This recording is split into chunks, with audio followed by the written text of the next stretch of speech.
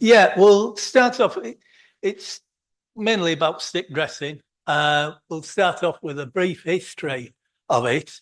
It's nothing new. It's been going on for centuries. Farmers, uh, shepherds, and drovers all would go and cut a stick. The shepherds would then shape a horn. But where these horns are hollow now, it would be solid and they'd be able to carve that. And they'd carve that over just a simple paraffin lamp to get the heat to be able to whittle it away because they'd just have a knife. So it'd be a basic thing, but it would help them catch the sheep when they were lambing and also lambs. The hook on it, which you can see from that one, that isn't a crook, it's a market stick, but that would be used to hang the lantern on. The stick would be stuck into the ground, the lantern would be hung on that, and so that they could see what they were doing. So the showing side of it come from really villagers making these sticks, and then they all got together and had a look at the ones that each of them had made, because that way they learned to make a better one or whatever. And then it turned into showing, and as it is today, it's quite a thing to go and see. If you ever go to Ryedale Show or you go to the Great Yorkshire Show, this year there was 260 odd sticks in the Great Yorkshire Show, which I judged, and it took me 3.5 hours to judge them. That's how good they were. So from there, we'll move on to sort of dressing a stick. There's always knots on these sticks, just little pips, and they have to come off. So you would just take a knife, just keep feeling for them. One there.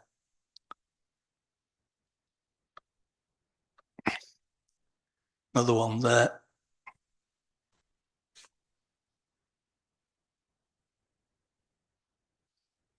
And you just go up the shank and take them little pips off. It ain't a lot, but it's all part and parcel of dressing the stick. So we're nearly there.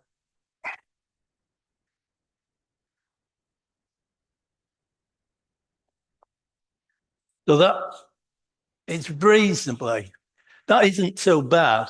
If you get one that's, let's have a look. This is a one-piece stick, and it would be cut.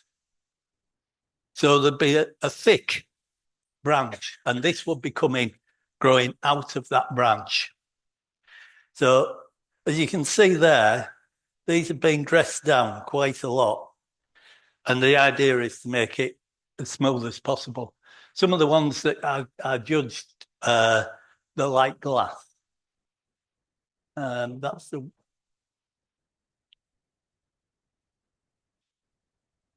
This is one that we'll be working on mainly tonight, which I've already done that one, and it's pretty smooth.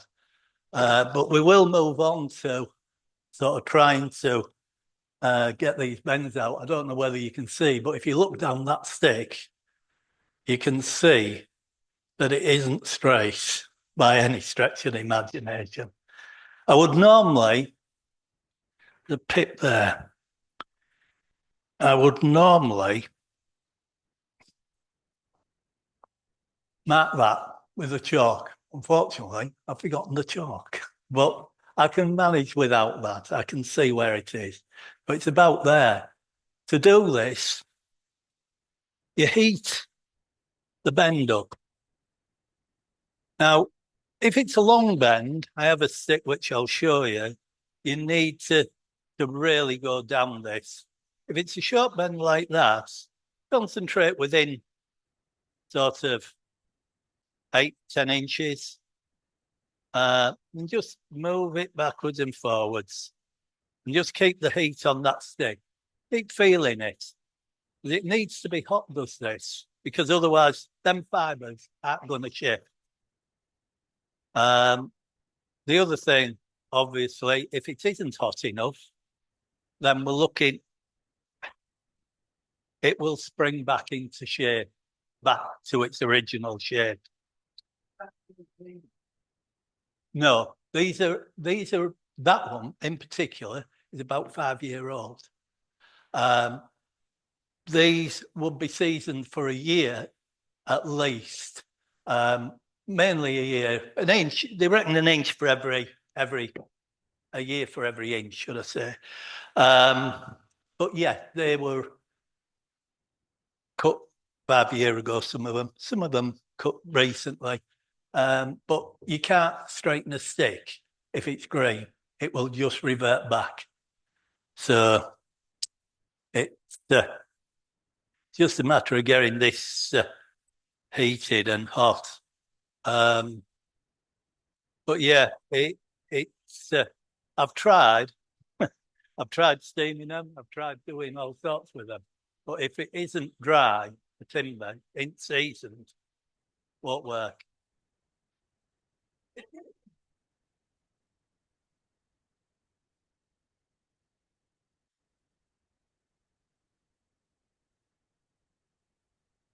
And the idea is obviously not to scorch the bark. Different if you're making selling sticks, don't have to be as critical. But for show sticks, it's so good now that you really, it has to be spot on. So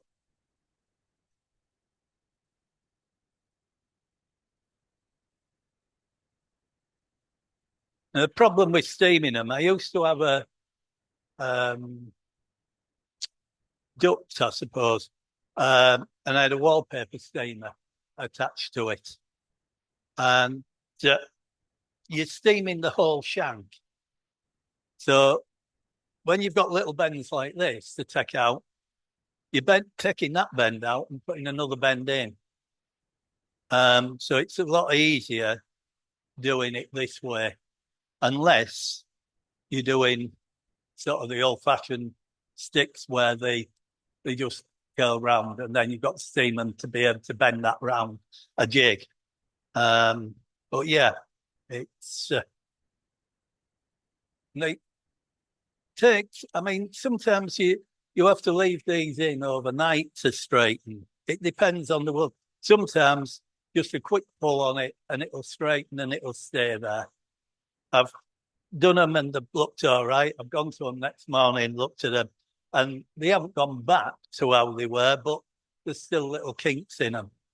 So they have to be fine tuned. So nearly there with this one.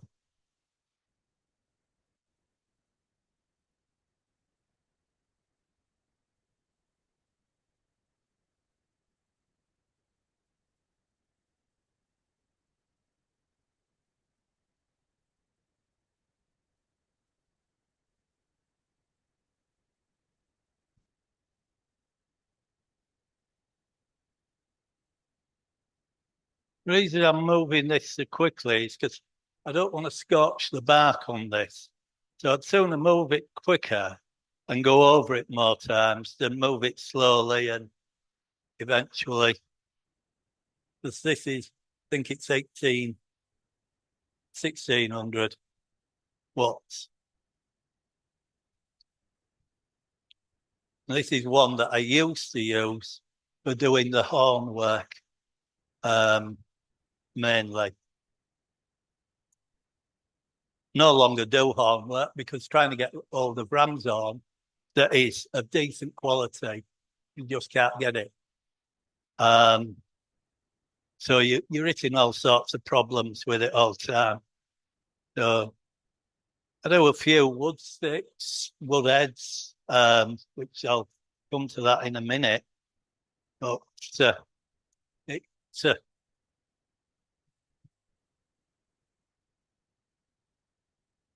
about there.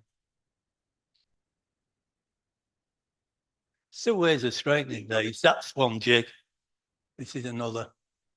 So we've heated that there. Put that in there. And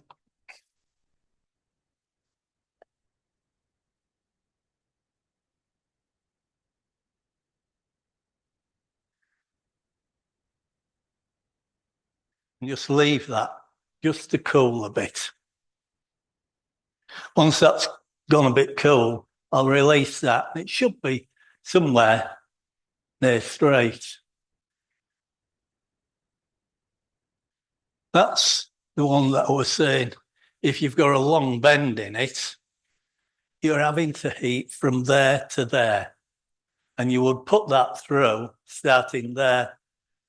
It's a bit awkward with it being a workmate. I mean, man are big engineering bases and they're fastened to the bench. But you would put it in there and you would go gradually and straighten that. That one, nearly 7/8 thick. It's what you would use. It's sort of parallel, is that. So you'd use that for a thumbstick. Thumbsticks, they want to be more or less parallel all the way down. The market sticks, that's going to be a cardigan stick. That is the shape of a cardigan stick, or it's a drover's stick. So that, as I say, is what we're going to be working on mainly. The different shanks I've got here, that's cherry, that's hazel, that's hazel, that's ash, hazel and hazel. But you can see the different colours, even though they're all hazel. The ash one, that's had honeysuckle starting to grow up it, which is what the lines are in there. If it had been left, it would have dug into it and it would have made a nice stick with that. So for a first, but the shank or the head, right? The wood for a head, I mean, it wants to be a hardwood, obviously. And I would, if I was using it to walk with or work with, I would do it like that. That's a contrast. I've done that deliberately so that people can see.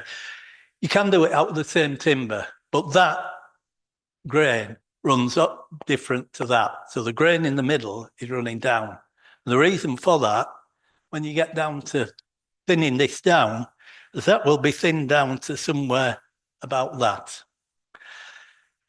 It stops you breaking the end up. If you drop it, it ain't going to break off because you're supporting it with grain running one way and grain running another way. Some of these sticks, that one isn't so bad. That's London plain. So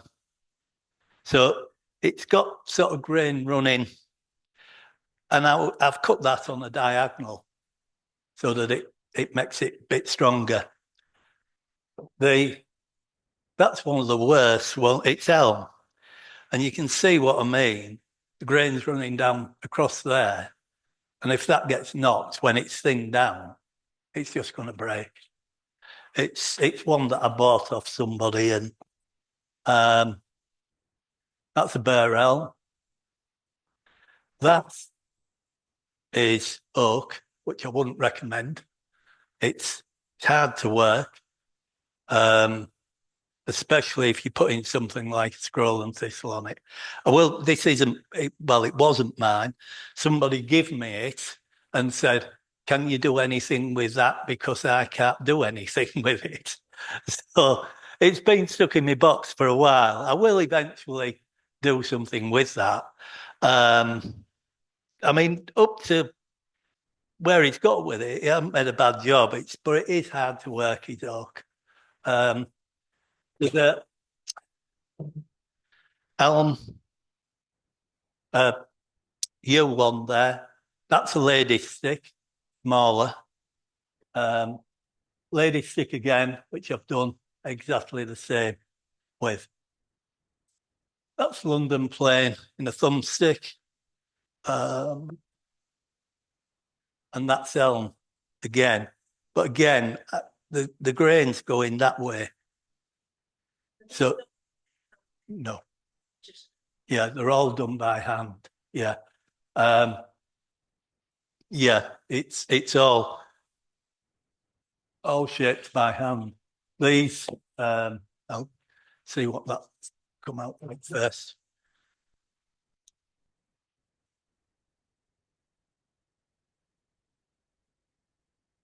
Right.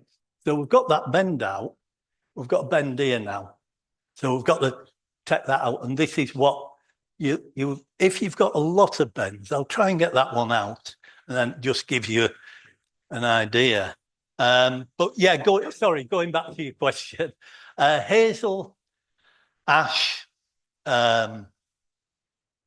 cherry, shanks. If you were doing it for showing, blackthorn, another one. If you were doing it for showing, then you would use blackthorn or hazel, mainly because of the patternings in the hazel. You get the patternings from where it's grown. Up in Scotland, you get some really bonny shanks because they're grown by rivers mainly up there, and it makes a difference. Where you take it from woodland, we'll say, such as Forge Valley, and you're going to get that colouring. You might get a bit lighter, but it's mainly that colouring. It was just a cherry tree that I come across. It's unusual to get them like that, but it just happened to be there, so I cut it. So we'll just eat this up. I'll see if I can get this bend down here. But we've moved up from sort of down there. You always have, once you've got the main bends out, you would leave it overnight to cool and then just tweak it the following day. And to tweak it, you would do that over your knee. So basically, I ain't going to do this because it ain't fully heated, but you put your thumbs there and it'd just be a tweak and pull it because there'll only be little kinks to take out, or should be. So, I mean, I've been doing this, about 25 years. And the old guy that taught me, he was a stickler for getting things right, basically. And you'd be working away in his workshop and he'd say, thought they were better than that lad, and hit you with his cat. Concentrate on what you're doing. But it taught me a valuable lesson.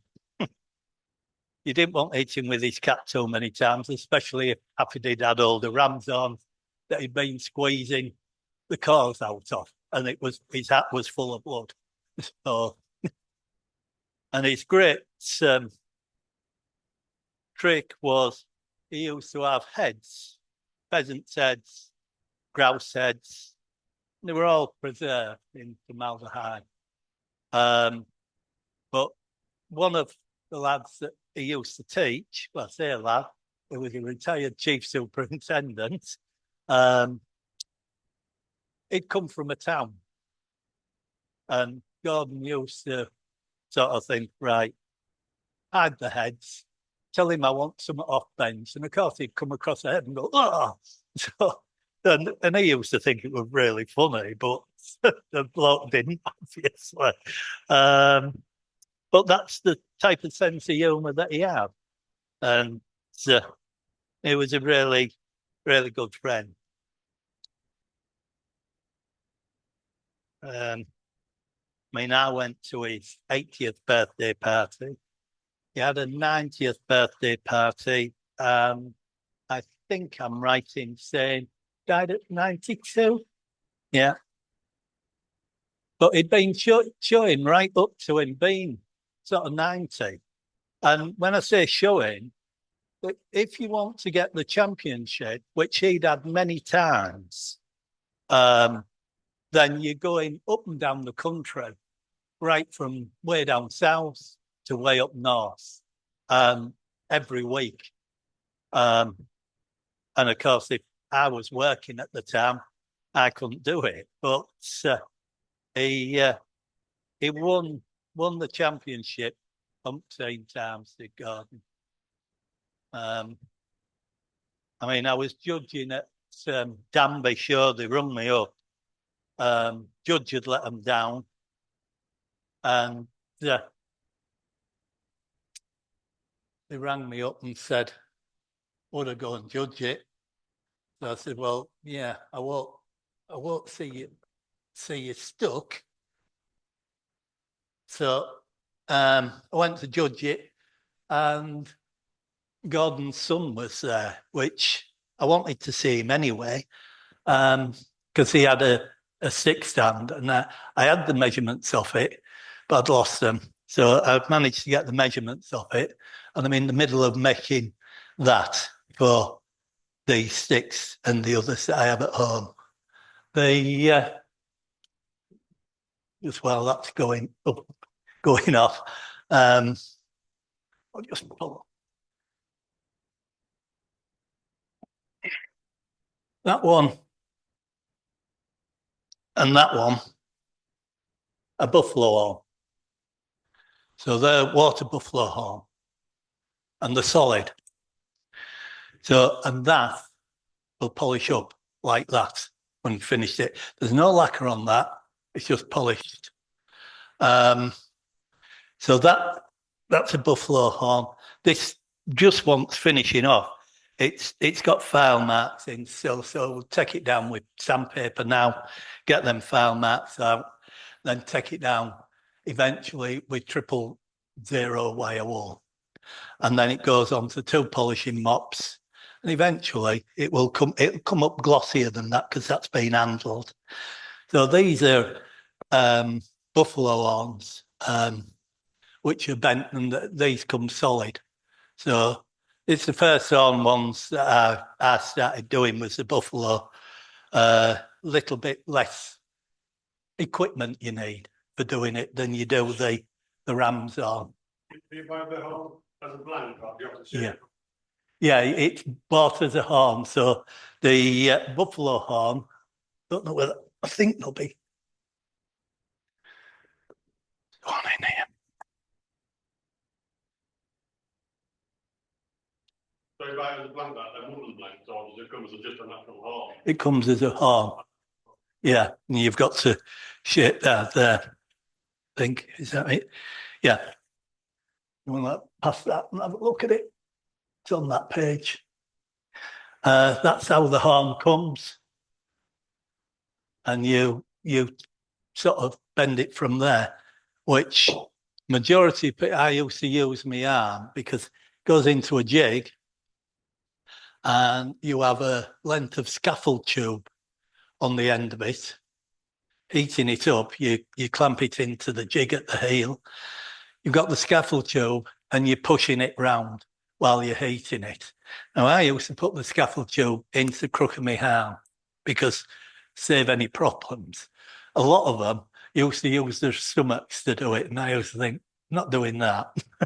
But yeah, I mean, I just used to push it around with the crook of my arm, and it was all right. So it's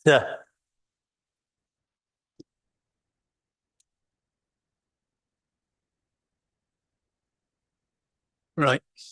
If you can, it isn't straight. There's another one there to take out. There's one down there, but it's a lot straighter than it was when we started with that. I mean, we'll take that one out, and then you can see a bit better. This isn't a good stick. I mean, it'd do for a selling stick. Certainly won't do for a show stick. Got too many imperfections in it. But when you're looking for shanks to show with, it's the few and far between are show shanks. You really I mean, Keith Pickering, he has license to cut the 6 round Helmsley. But he's paid for that license to do that. And I mean, he'll cut probably 200 a year. Okay. The best time to cut it is January, February, when the sap's low in it. You cut it before. I mean, if you see a shank and it's on the roadside and nobody's private land, then yeah, you cut it. But it takes longer to season because it's full of sap. So you're better off doing it sort of January, February when the sap's low in it.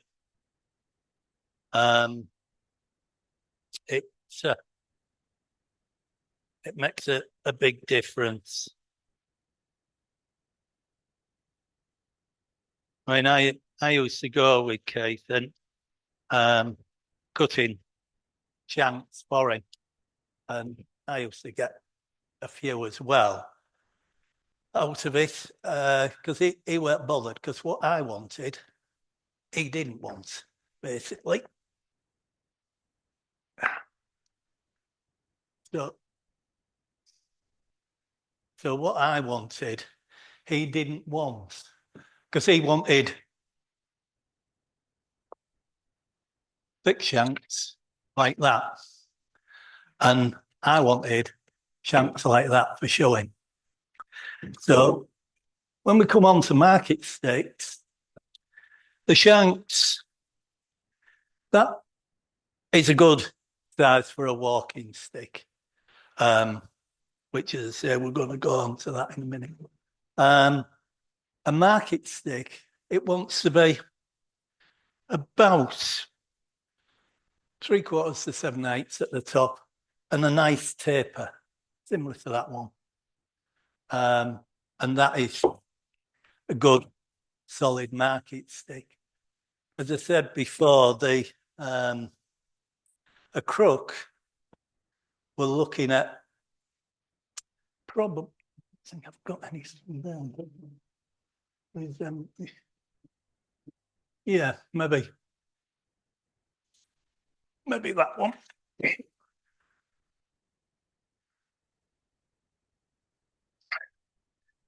So that'd make a decent crook.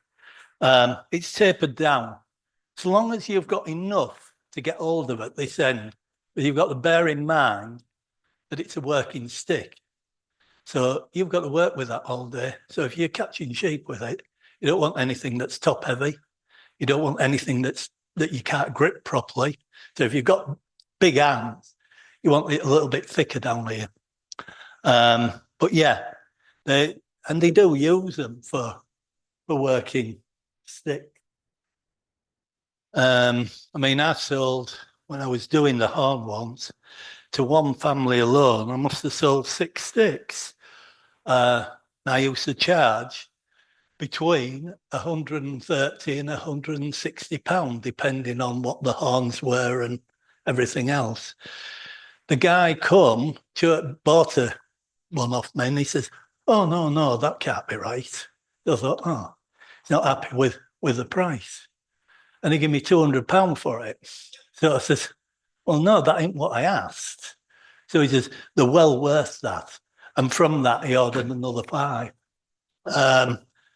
I didn't charge that. I mean, if he wanted to pay that, that's up to him, but I didn't charge that. A lot charge, especially for the carved ones, like the pheasant and the peregrine. It's that now, I know, is going for around about £250. But, and there's a big but here, that would probably take about 5 weeks to do from start to finish. Because all the feathers are veined. That's all done with pyrography. The actual feathers themselves are done with a soldering iron that I've formed the end bit into a U shape. So I can get the feathers down and then put the veining in. If you want to have a look at that, you can see the veining in the stick. We'll take that out.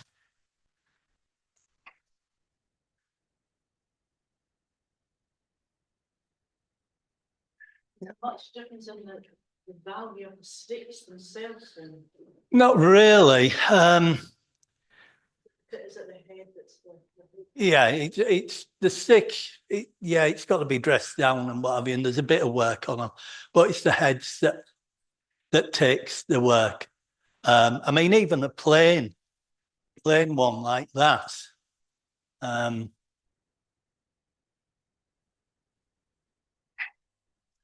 That there'd probably be, and that is a show stick, and there'd probably be what 3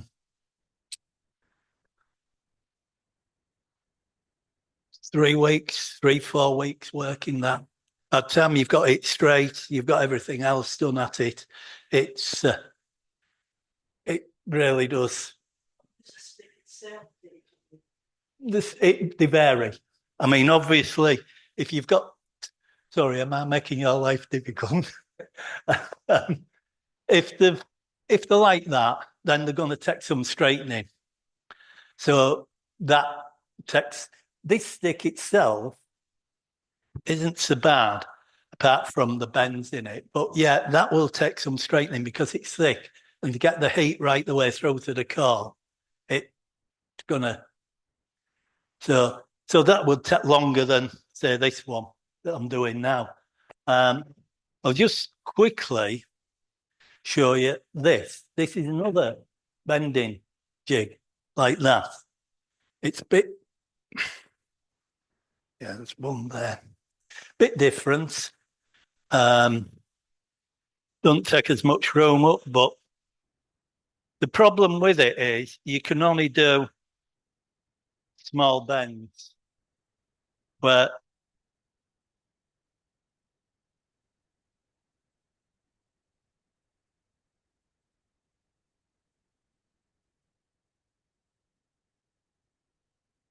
I won't give you that. I was going to pass that for you to feel how hot it is, but I won't because it is hot, is that.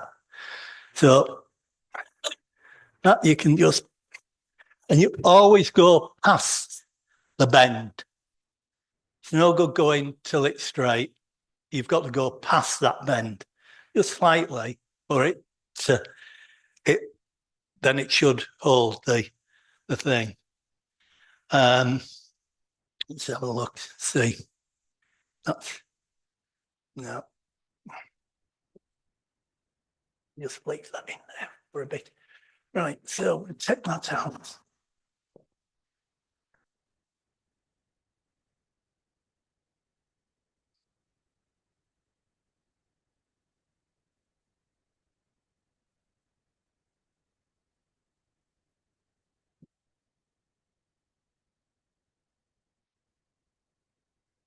All it is a bit of pipe split.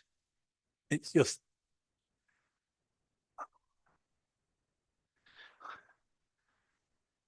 where it holds.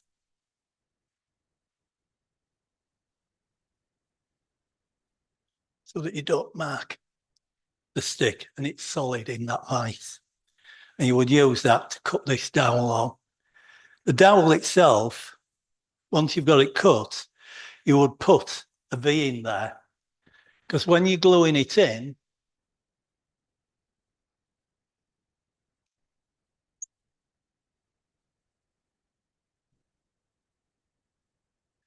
into an handle, forms a piston. So you'd get it down to there, and that would be it. So the idea is that it pushes the glue out. When you're doing these, you always mark. There's a line on that tape. There's a line on the back of that stick, and they marry up.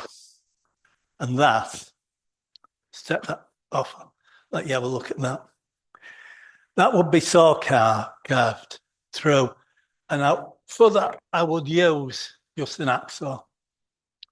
And that would be cut through all the way around, and then with a knife, just the final bits taken off. And that has a countersink on it. So if there's any that I've missed right near the thing, this also has a masonry nail in it. So the masonry nail will go down to about there, and it just strengthens that joint. Don't like using the screw threads that a lot use. The reason being is because when you sort of put pressure on them, the thread snaps because they're 1/4 inch. So it's snapping the timber. It's taking too much timber out of the stick. These are 4mm, and it's a hole that's drilled down 4mm, and then that inserted with glue. So that's the head that marries up with that. And that's that. So you want to pass that around.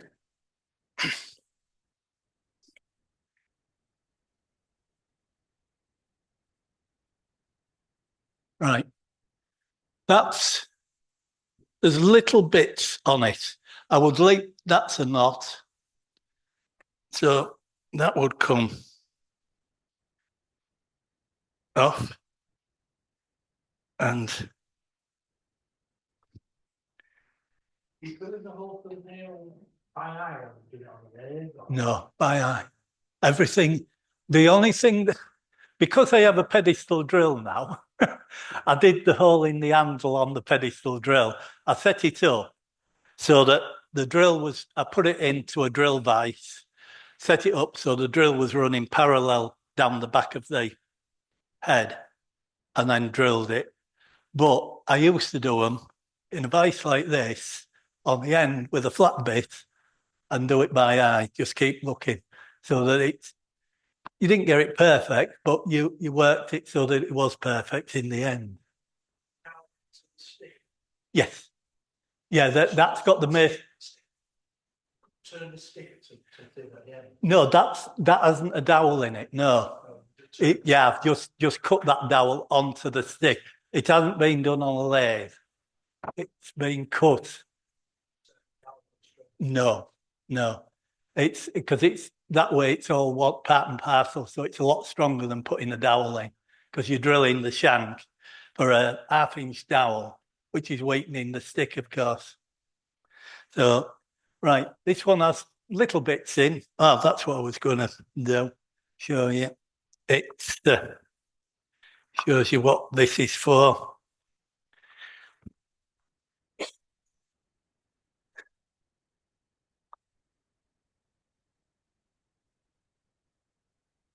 So from there, to dress these knots, I've got the right stuff with me. That's everything but. Right. So that's 100 grit. And you just put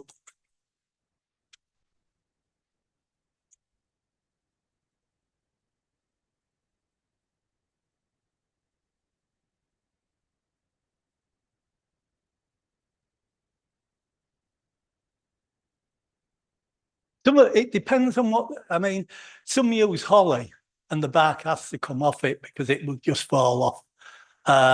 And they stain them. The problem with doing that is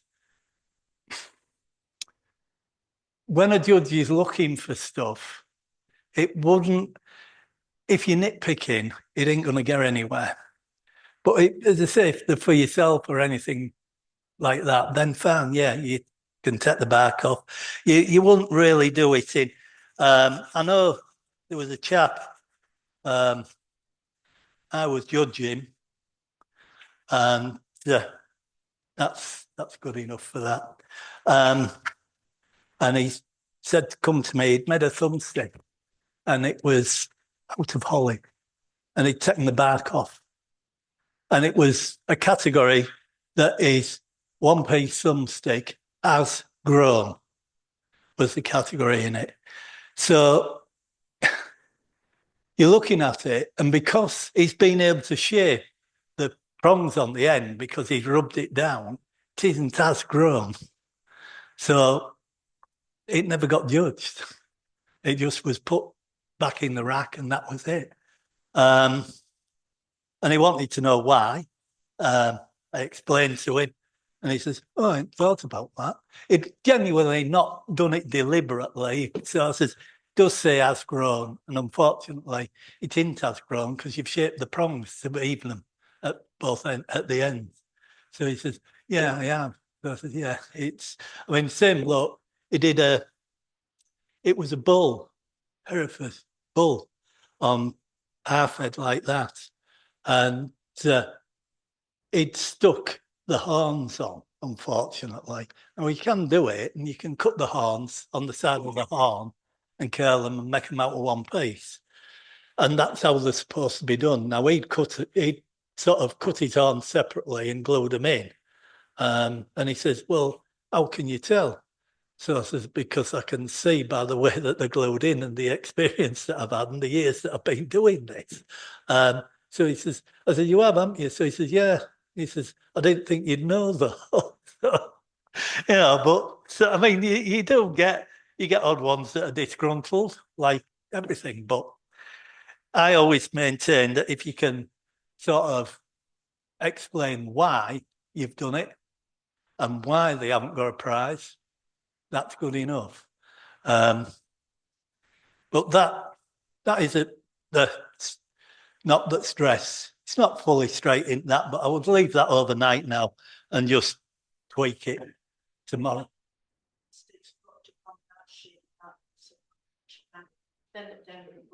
Well, no. Yeah, because otherwise you're taking the bark off it.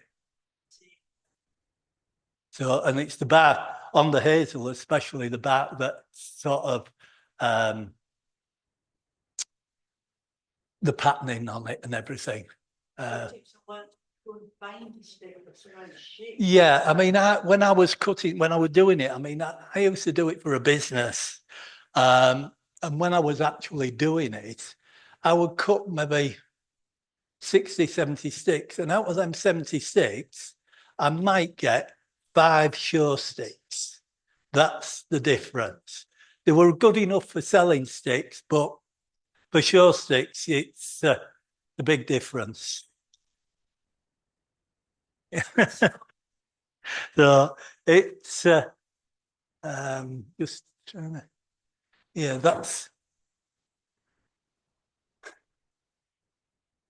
that one's a lady's stick, just smaller in height. It's each of these sticks, there's a criteria for the length of them. Now, a crook is 54 to 56 inches, and that's from ferrule to the crown. No, no, on a crook, it has to be 54 to 56. That's the criteria of it. On a market stick, it's 48. On a lady stick, it's 42. So there is different things I mean, a man's market stick is 48 inch. This is 42, it's a lady stick, and that feels comfortable to me. So if I'm using a stick, if I have one at home that I walk with, which I did, it's 42 inch because it's comfortable. But the reason they're called market sticks is because farmers used to go to market and that was it. They rested on the stick, it took the weight off the bottom of their backs, and that was the reason for it. Going back to the bloke that bought the sticks off me, he ordered one for his father-in-law. He brought it back after 2 months and said, "I'm ever so sorry, but can you do anything with this?" And it was broken in half. And I said, "Right, well, how has it happened?" So he says, "My father-in-law lent it to somebody going into the ring with a tub. He says the tub charged at him. He says, and he put the stick in front of it in the tub. Well, the stick ain't going to take that. It's going to break. So he says, is there out you can do? So I said, yeah, we'll put just a slightly thinner shank on it. I repaired it for him, and it seems to be. I've not heard anything, so I'm assuming it's all right. Yeah, good.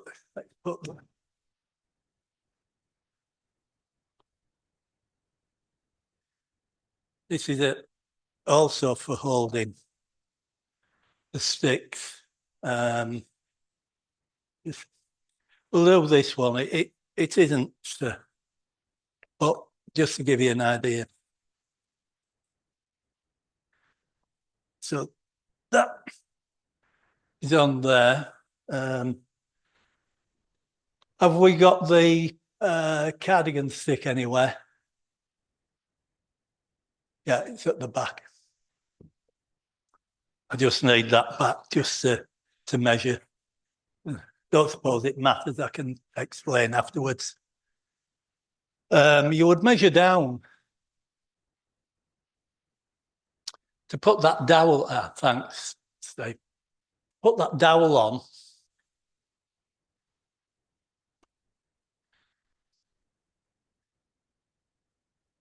You would measure down. So that's the depth. You then put that on there and just come up a fraction. So that's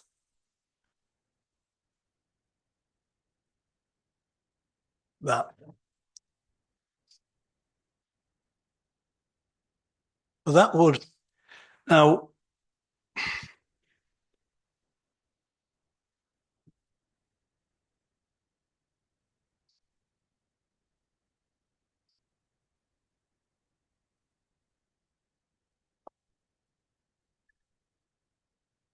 we would put, yeah.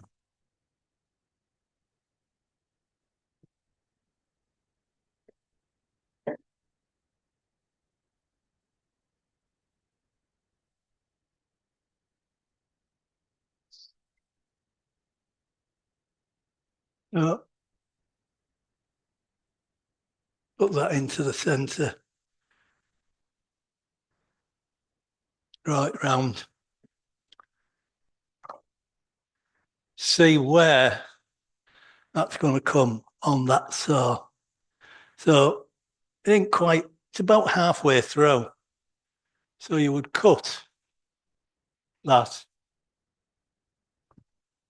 slacken that off, and turn.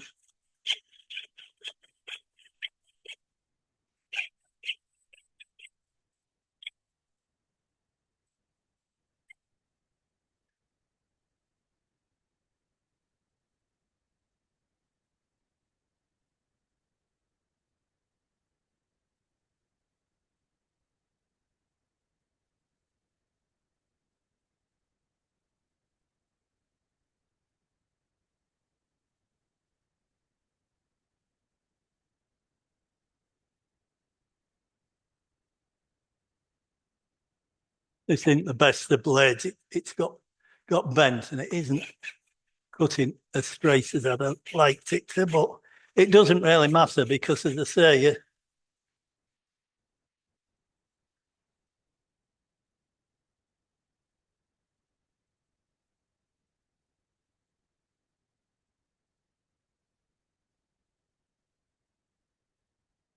that would be sort of cut like that.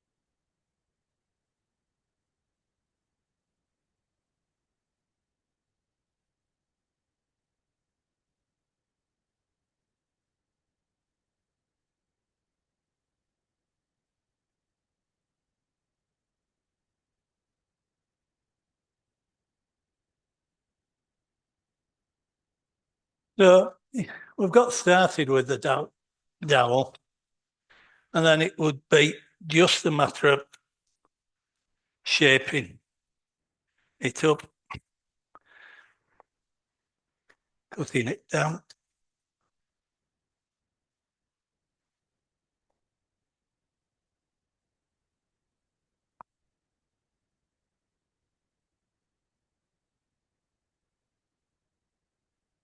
And eventually, once you get it somewhere near, you would then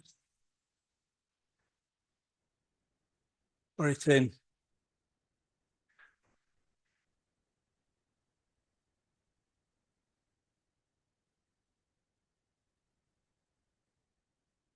And you'd use file like that. The Milan cut is this, and you would so turning it.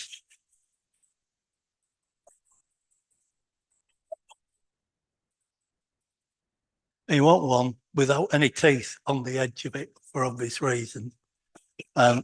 Just keep filing that.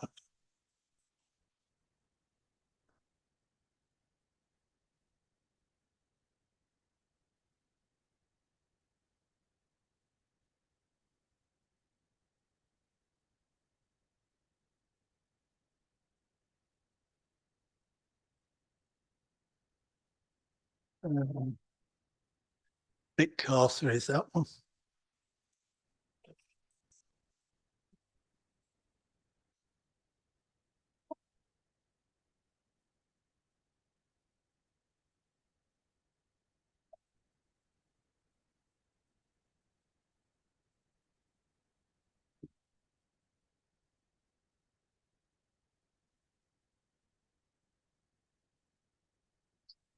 So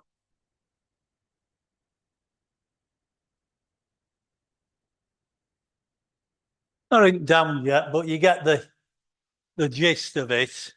I will then tighten that in the vise and go down with a 4mm drill bit. And that drill bit finishes, it's a long drill bit about that, and it finishes about there. So, and then that would be tapped in to it with glue. But it ain't putting any strain on the wood because it's virtually a push fit, just a little bit tighter. So that's how the pegs are put onto the end of the shank. I mean, a lot of people do think, like you asked, is it a dowel? No, it isn't, because there's no strength in it. Because if you look at I'll just give you that to have a look at, it's you'll see if you had to drill down, there's very little shoulder on that. So it would be a weak point in it. That's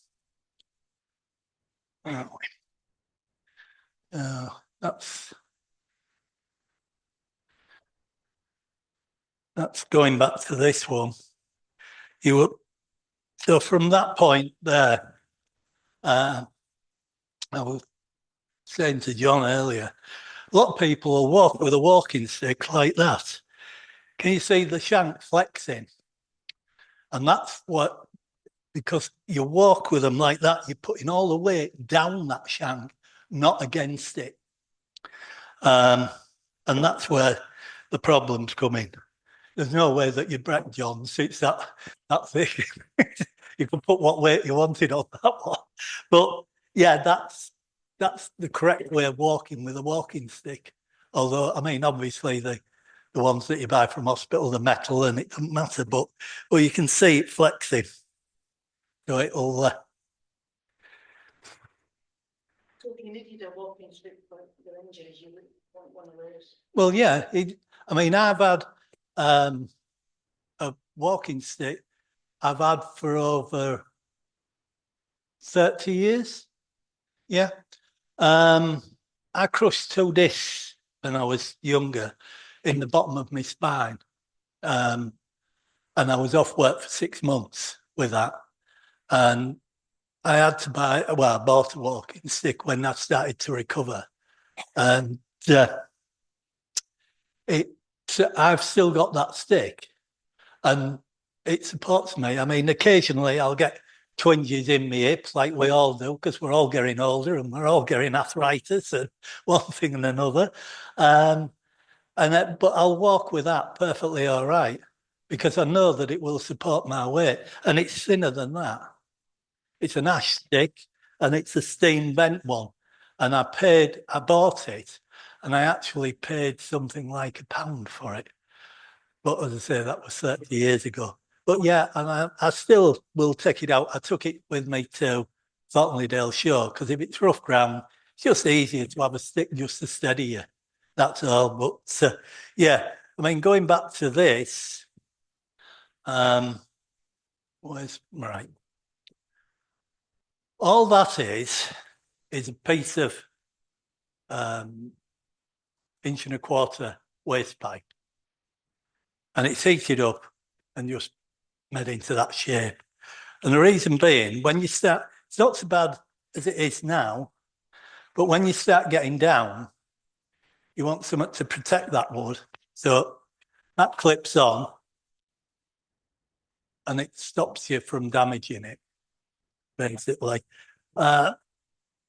So that's, as I say, I mean, at this stage, you can do what you like, which is why I always put a dowel in, because I can put that into there, put as much pressure as I like on it, because that ain't finished, and start and shape that. And it's held solid, and you haven't got the bother of a stick protruding. So you'd get it down to rough shape, then put it onto your stick and finish it off. So it's a bit finer. So basically, we just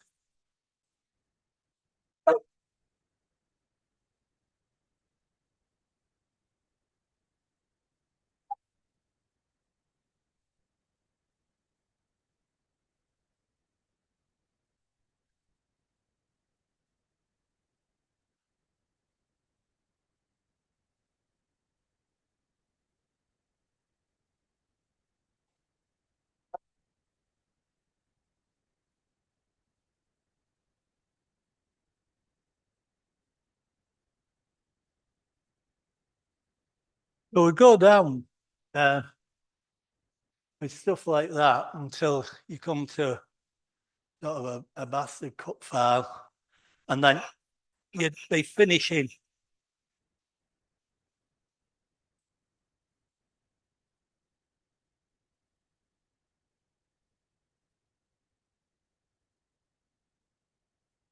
It off up to a point with that, and then you'd move on to the papers and just sort of finish it off. You'd strop that'd be cut, or you'd have something like that, and you'd strop it round once you get it nearly there.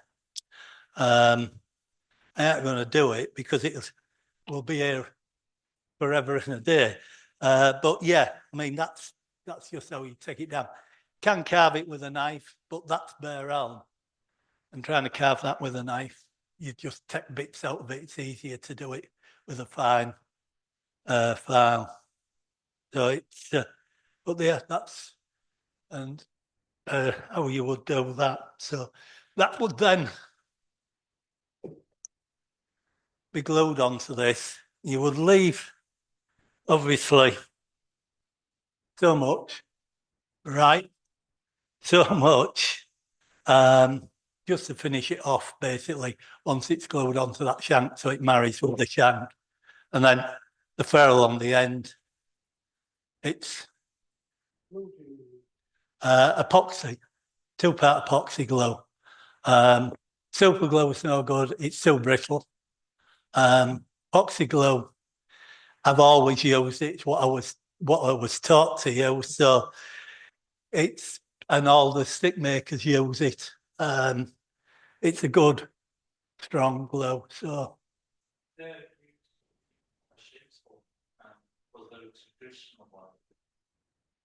sorry, what glue wise? whatever they could get hold of, I suppose. I mean, they could have even, because bear in mind, they wouldn't be like that. You've got a horn, they'd be very crude, and you've got a horn with a hole in it. So they'd probably dowel through the stick.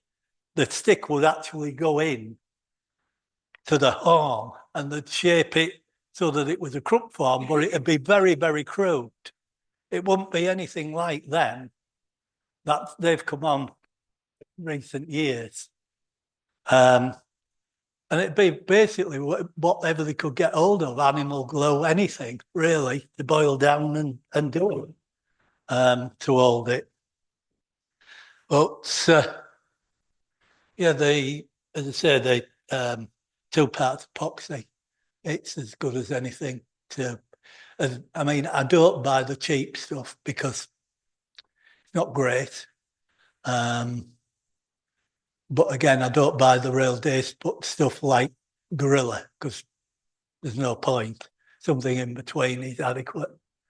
All right, we'll finish there for tea.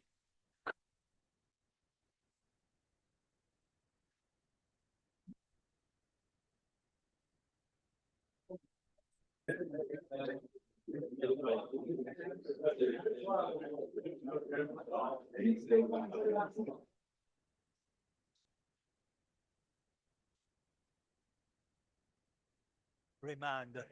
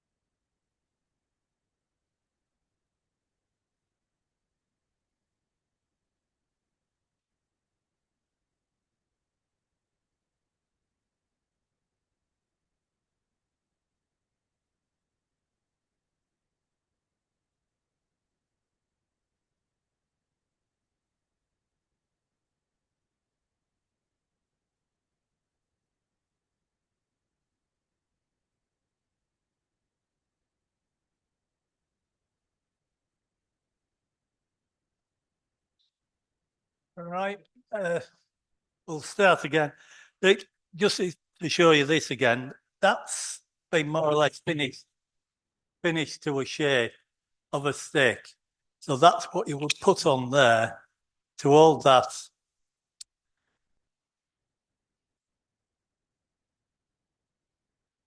in the vise, the shape these. That's held secure. I mean, I haven't drilled a hole in that. But the reason I put a dowel in and I'm working on a short thing, because you can imagine you've got a full crook and you've got 50 odd inches of stick. It takes some manoeuvring where it's easier to do it. You put the dowel in so that you aren't crushing the head, that's all. Sometimes that's an 1/2 inch one. Sometimes, don't know whether I've got that with me. I haven't. I will use a 5/8. I prefer to use a 5/8 dowel. Sometimes you can't, so it's 1/2 inch. But that's what the dowels are for. Moving on to a little bit of the ram's-horn. That's a thumbstick. And that would be made out of that. This would be shaped, well, cut off, basically. So you'd heat that up with the hot air gun again, get a knife, and you'd pare that off just in there. And again, back there. You would have a block that's hollow. So you've carved this block out. That would go in the block. And you would put that under a press. Now, the press that I used to have, it had a 15.5 ton jack under it.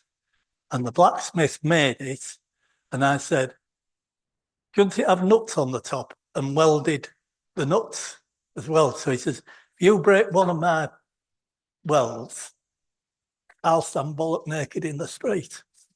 So, and about 3 years later, I took it back to him and I'd broken the weld. And it frightened me to death, went with a hell of a bang. But it was only the one weld, and he redid it. And he says, how have you done it? So I said, I did tell you it was a 15.5 ton jack under it, and it was my fault because I hadn't heated the horn enough to get it soft enough to be able to take it. And he says, well, yeah, well, we can repair it. So he repaired it for me. Unfortunately, the chap's died since, so I've lost the blacksmith. But yeah, I mean, there are 1/2-inch plates. So you've got one top, bottom, and a sliding plate. The rods up were 1.25 rods up it, and a 15-ton jack. So that would be pressed flat, basically, with that rounded. And then you start to press it in a different press and squeeze it up till you get it solid like that. Them pegs there, they need to go over. So what I would do there is that would go into the vise, or that way, with a plate on down the back of that, and it will push them over till the straight up and down. So that's how that would be made out of a scrap piece of horn, really, because that comes off the back of the horn. And you cut that off. It's a piece that's cut. If you can think, I haven't got nothing that marries up, but if you can imagine, all this is hollow because you can see that it's there. So that's no good to you. You can get away with probably 3 inch of hollow, and it tapers down. So that would be cut off, and it'd be cut on an angle, not like that, so that when you start squeezing, this comes out. So that would end up square at that when you squeeze it. Don't ask me how it works because I don't know, but I know it works. So that's a bit sharp, is that angle, because it's been cut for something else. But it would be cut on a slight angle, and as you squeeze it, brings it out. So that would be the horns. That would be used for a half head, the pheasant, the peregrine, grouse. But you'd have to get rid of this hollow here, because if you started to squeeze out, all that's going to do is fold on you. And that's no good. You can't have it folding. So again, you would cut another block. So every block and every arm, I had loads of them in that workshop because they're all different. Every arm works differently. And then you would press that out so that it brings it over that way, so that when you start bulking it down to form the heel of it, it's going to squeeze up, all right. Would then be sort of pulled down. This you would lose because it'd be cut out, because that would be pulled down and squeezed. So that's what you would start off with to form a head like that, which, you know, it looks rough and ready, and it is rough and ready. We've gone through why I would put a centerpiece in there. So that's that. Don't think I answered your question on what wood for the handle. Really, just something either that carves easy. I wouldn't use lime because it's too soft. But any one of them, really. I mean, that's the peely. And yes, it has that is lime, because that's the only light wood I had that was, the two outsides are 1/2 inch, the centre's 1/4. Ideally, you want 1.25 inch on your heads. So that's how that works. Going back, right, to showing and what have you, when you're judging sticks, you're looking, as I say, the criteria for judging is a full crook is 50, 54 you can get away with, but to 56, 57. Market stick 48, lady stick 45. A thumbstick wants to be, it's just up. I mean, obviously a thumbstick, when you're walking with a thumbstick, your hand wants to be at right angle. That's how it is. That's the comfortable part. But for showing, they are slightly higher because you might get a judge that's 6'3". So he puts his hand in, it's down here. Oh no, that's no good. It's not comfortable. So that's why we have a criteria for the length of them and what have you. So they can't say, oh, that's too small, that's too big. But you're looking really for the straightness of the shank. And it is important. I judged at the Yorkshire Show, as I say, and the people that were showing there should have known better. But what they tend to do is they will put their sticks away from one show to the next and they move. I have one, think. Which one is it? Is it that one? Maybe not. No. I don't know which one it is. That one. That was straight. I mean, it's only got little kinks in and it'll straighten out. But you put it away, and that's been lacquered as that shank. And the reason it's been lacquered is to try and stop the woodworm from getting in. They don't seem to attack it if it's lacquered, where if you leave them bare like that, because Hazel is renowned for it. Having said that, this has got a couple in there, but it's traceable. So they put them away and they don't look at them. Then they get them out for the next show, put them in the racks. Judge comes along, looks at them, and they're bent. And then they wonder why they haven't got anything for it. Or last year, I judged at Ryedale Show, and I had a bloke come up to me and he says, "Why, what's wrong with that one?" So I says, "Nothing that I can see from here." So he says, "Well," so I says, "It's a sportsman stick." So he said, "Well, that's what the category is." So I says, "Yeah, that's fair enough." I says, "But," I says, "and sometimes it does come down to this, where it's what the judge prefers. So where you've got sportsman sticks and half heads, I prefer the half head, which is them. Sportsman sticks are slightly longer on the head, and to me, they look unbalanced. So I went for the half heads because that was but there was nothing wrong with these sticks. It's just, sometimes it does come down to that, unfortunately, because they're that good. The same person, he does marvelous carvings out of deer antler, and they are really good carvings. And he got a second with one, and he says, "But my other one ain't got a place." So I says, "Well, let's have a look at it." So I took it off. So I says, "Feel it." So he says, "Oh, I've nearly cut myself." So I said, "Yeah, because you haven't rounded the sharp bits off on the antler." So I said, "And that's why." So he says, "Oh, point taking." He was fine with it because you could come up with why you'd done it. You do get people where but majority of them are fine about it. But yeah, you're looking for straightness. When you're looking at a shank or a stick like that, you're looking to see that the nose is in line with the stick, that it comes out slightly out at the back there.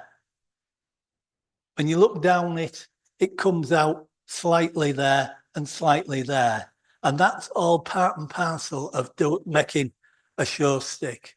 So this is all what you're looking for. You're even looking to feel, is there a lip on that ferrule? On this one, there isn't. You're running down the shank to feel there's a knot there. But can't be helped. It isn't one that you could take off because it's indented into it. But if there was something that hadn't a knot in, and it was equally as good as that, but hadn't that knot, that would take preference over that. And that's the difference. You're coming down to stupid little things like that. I mean, sometimes you can have sort of 10, 12 sticks, all deserving the first prize, but they can't have it. So you've got to whittle it down to 3 sticks somehow. And sometimes it's very difficult. As I said, there was 260, 270 sticks at Great Yorkshire. Took me 3.5 hours to judge them.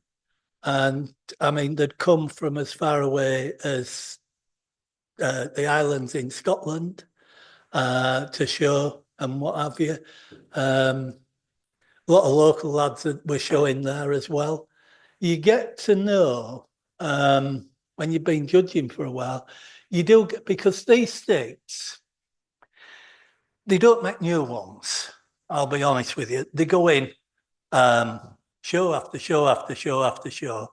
In fact, Gordon, John knew Gordon. I was with him, and he used to make 6, and they had a dog running up the face of it. Now, he was meticulous in doing the dogs. It had to have the structure, the muscle tone and everything that a dog would have rounding sheep up. And if it hasn't, it was no good. And so he did this stick, and I knew that he'd made this new stick. And look at the show, he says, that was a real dog, Gordon. It'd been retired by now. So I said, no, I can vouch for him. He has made a new one. So he said, well, how do you know? So I said, because this one, it had something like that, tiny black marking. I said, his original hadn't. Oh, right. Oh, well, all right, I'll let you off. But I mean, that's, especially when you get up to Northumberland and what have you, it's the real good lads up there, and they'll help you out when you're first starting and what have you. They will look at your sticks and sort of say, right, well, you need to be doing this or you need to be doing that. But yeah, it's all sort of trial and error at the beginning, and then everything falls into place, and you just sort of go away with it. As I say, the buffalo horns are easier to do in the fact that because the horns are hollow now, they used to keep the rams a lot longer. So the ram's horns were more solid. Now they're pretty hollow. And you've got to bulk them up to close that hollow up. I haven't one here, a ram's horn, but we can show you. That is what you're aiming for, a solid piece of horn. So if it's got a hole in, you're bulking that down till it's solid, till you can get that shape on it and everything. So it takes quite a bit of work to do the horn ones. The buffalo, as I say, you're just bending. The actual buffalo is cut. So you've got the buffalo horn coming round. You cut in at the back and down 4.25 inches. So, and then you cut up so that you've got a piece a bit thicker than that. That's clamped to a jig, and then it's pulled round, and then it's shaped like that. That's been pulled round the jig. They Is there a lot of waste in the horns then? Yes, yeah. Yeah, I mean, if you can imagine, I mean, you don't want big horns like that. They're too big. I mean, and it's where a lot when they're starting out, they'll go and buy them, and these people will sell them because a horn, a full horn like that, you're looking at 50, 60 pound. So they sell them, and they're too big to work. You can't work with them.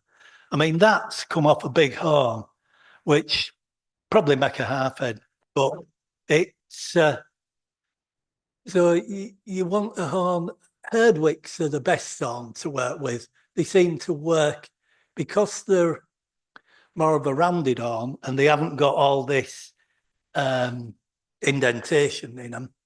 They'll bulk up better. So that's what a herdwick is. A sheep. It's a breed of sheep. It's herdwick. I mean, you've got the black face. Well, yeah, mainly in the lakes, it's herdwicks. You've got black sheep. You've got Welsh Mountain. The Welsh Mountain ones they're decent to work with as well. Yeah, you can use goats. You can use cow horn. Cow horn is bulked up slightly different. It's bulked up with Jubilee clips, and you take the shell, you file that completely off, seat it up, and you squeeze. Keep tightening the Jubilee clips up till it comes down to where you want it. But so going back to sort of as I say, you're looking for that, and if you look down that, it's reasonable. It's gone a little bit at the end, but it's reasonably straight.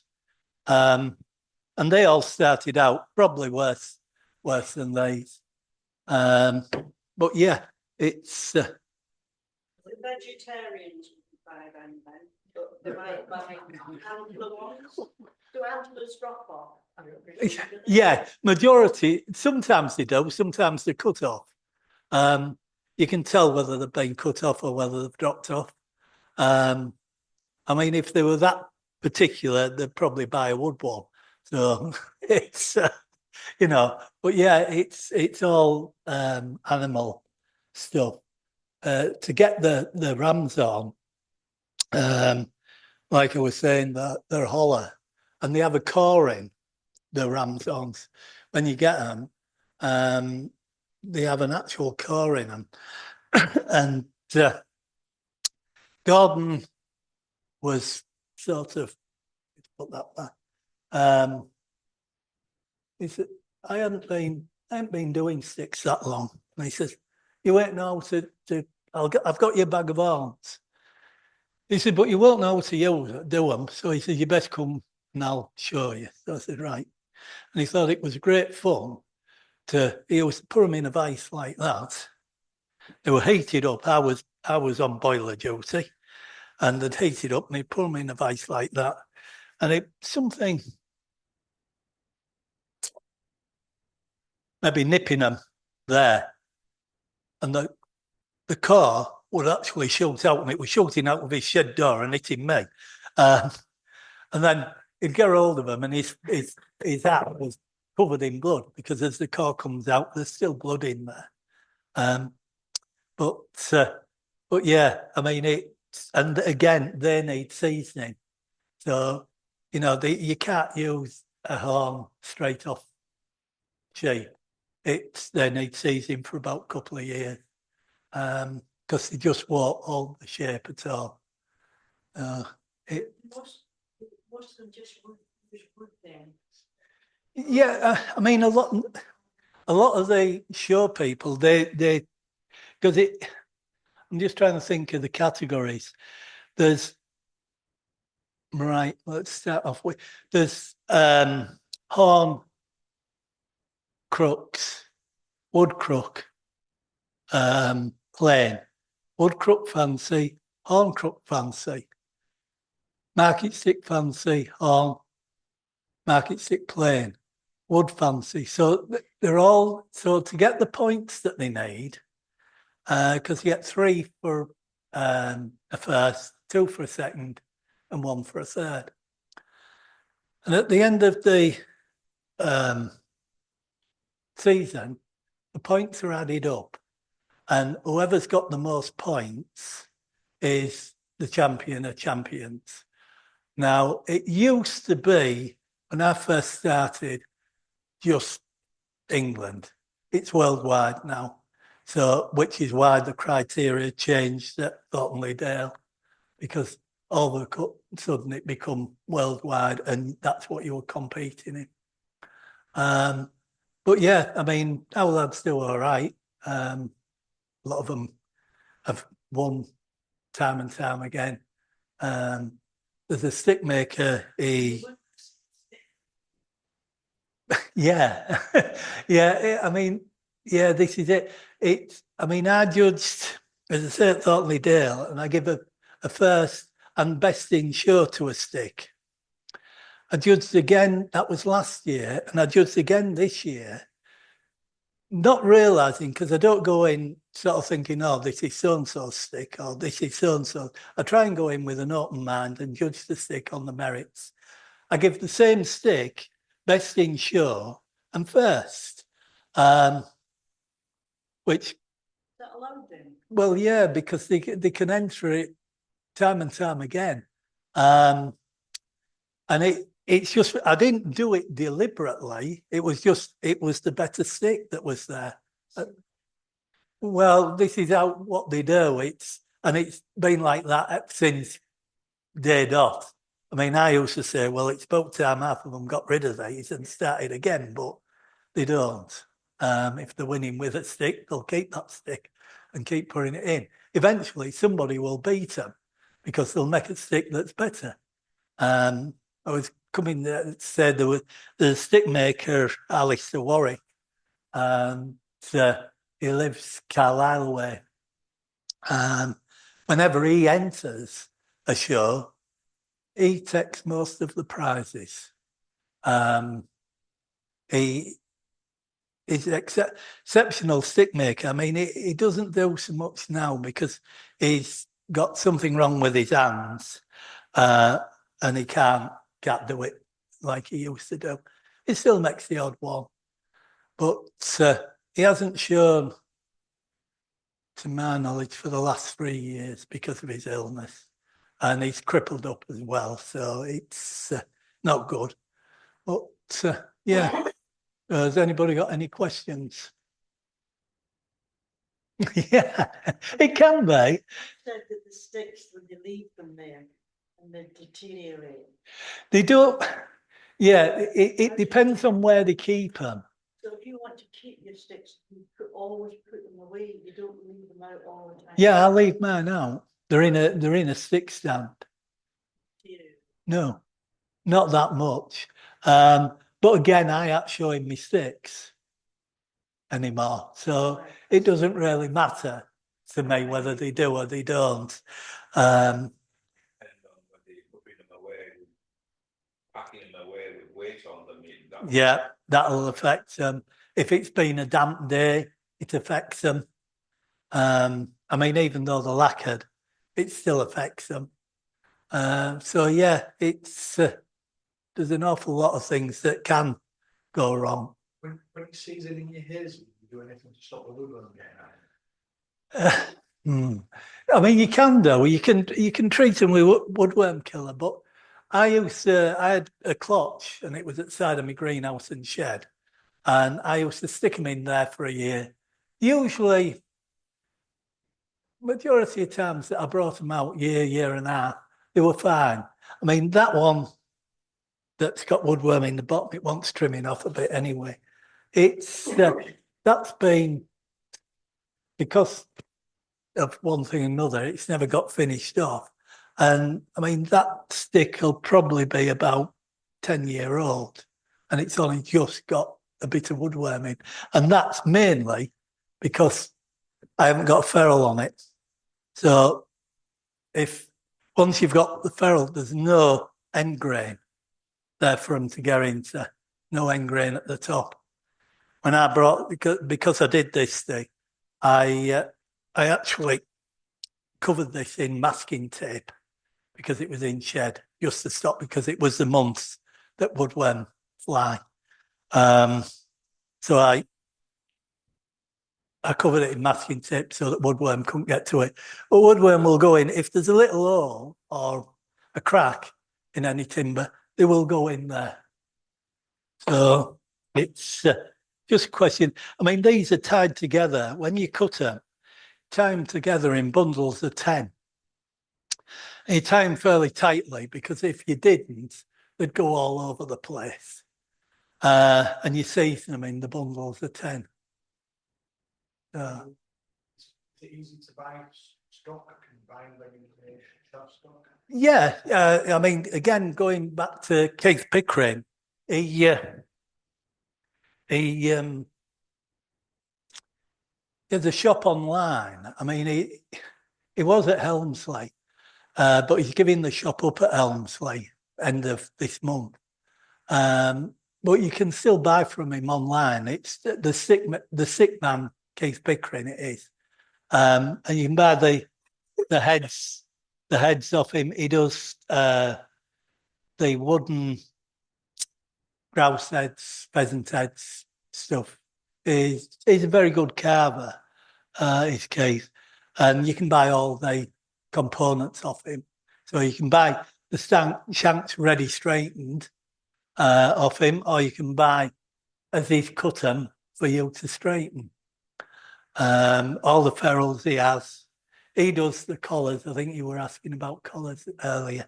And he does the collars, which you'll engrave with somebody's name on, which is all right if you're using it for a selling stick. But going back to the collars and show stick, I want to see that joint. Because you put a collar on it, I don't know what's under there. There can be all sorts of gaps. So that tells me that stick isn't made right. So I tend to, if there are some with collars on, I will always judge a stick. It doesn't matter. I can look at a rack of sticks the same as a lot of can, and you can see instantly that some of them are just not going to get a prize because there's that many good sticks there. But I will never leave them sticks. I will take every stick out and judge it the same as I would a really good stick. Somebody's taken the time to make that stick, and they deserve my time judging it. And which is why it took me so long at Yorkshire Show. But yeah, I will judge every stick come what may. There's novice section in stick making. I think Thornton Dale, not sure whether it's 3 years. You can be a novice there. Some it's 2. But there's some nice, for a year or so, we haven't had any novices coming up.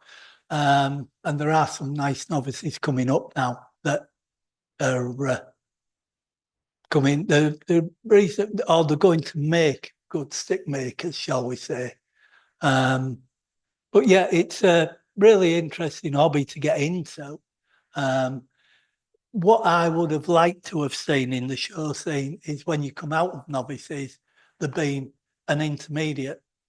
So you are competing against the big boys, if you like. You've got an intermediate section before you move up to that section. I mean, when I started showing, I've been doing it for over 25, 26 years. Started showing in 2000. My first show was Sledmere. And I won, I come second in the novice class there. The guy, but you could be a novice for 4 years. Now, the guy that beat me, it was his 4th year. So he got, and because they all played hell with him, they said, well, you shouldn't have been in it in 4th year. So he says, no, I was entitled to enter. And yes, he was. But yeah, that's what I got second in it. And it gets time consuming, a bit like wood turning, basically. Because you start and time just runs away with you. I mean, I haven't made a stick from start to finish for about 6 years now. I've been taken up with judging and wood turning and everything. And I cut that out and I thought, well, I've got to do something. And I knew that I hadn't time to make a stick from start to finish here. So I thought, right, we're going to have to break this down into sections. And once I got started again on it, I thought, no, I'm all right with this. I'm going to make some more sticks. And it's only because I had a layoff of it, but but yeah, and so basically that's about it. Just a reminder about the sharpening thing. I think, is it the 24th? Yeah. I'll be doing that. We have a chisel that we've picked up from somewhere and it's been sharpened wrong. And you will get catches with it. So we're going to put that right for a set-off. And I will pass it round to show you how not to sharpen. But yeah, it's so you can bear that in mind, any of you that's coming. Going to bring 2 or 3 different. Yeah, I'm going to bring the Pro Edge. Jeff's going to bring his CBN grinder, and I'm also going to bring a Tormac, Friends Tormac, which is a water-based one. So just to give you an idea of the different machines, they're all round about the same price. There's no cheap way of doing it, unfortunately, not accurately. And I mean, I will go through the guards being on. I was in a till room for 6 months. I did so long in a woodworking machine shop, which is where I started turning. And it's when you see some of these carborundum wheels explode, you understand why they've got to have guards on. Because when they explode, they explode. I have a friend, different thing, but it was a cutting disc, and they were big pipes that they had to go in and cut the welds off and everything, and it shattered, killed him. They pulled him out, and it couldn't see what had happened, and it had gone through his here and come out the top of his head at the blade. Sorry, ladies.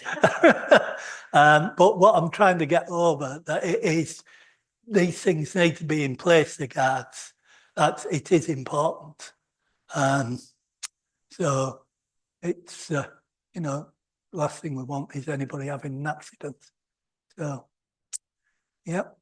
Gentlemen, thank you for a fascinating evening. It's interesting to see something completely different and how things perhaps cross over, don't cross over, it gives you ideas. I hope it gives you the thought, yeah, maybe I want to try that. I would also remind you, as Keith has just done about the sharpening workshop, the training workshop, and get busy on the chairman's challenge. Ladies, gents, please have a safe journey home, and thank you also to the ladies who always make the tea. Indispensable. Thank you.